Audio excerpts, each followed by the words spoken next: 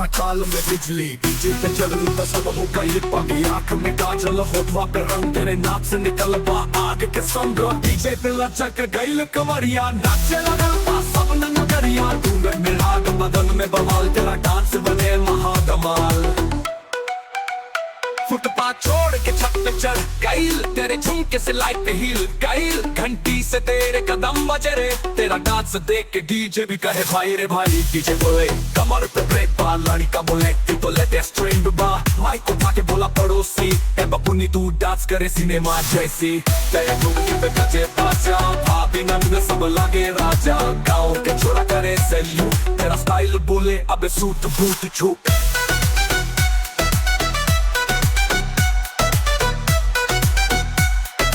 DJ पे लचक गईल कमरिया नाच लगल बजे कचरिया साड़ी में तू आग लगाइले पब्लिक बोले भौजी तू कमाल लगाइले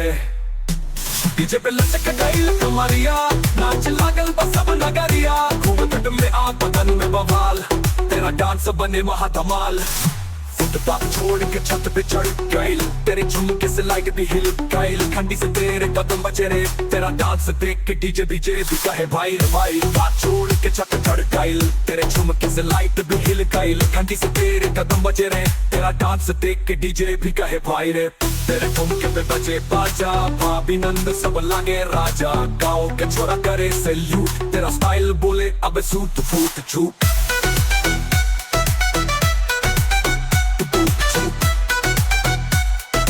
डीजे पे लचक गईल कमरिया तेरे ठुमके पे चेक जरिया साड़ी में तू आग लगाइले पब्लिक बोले भौजी तू कमाल लगाइले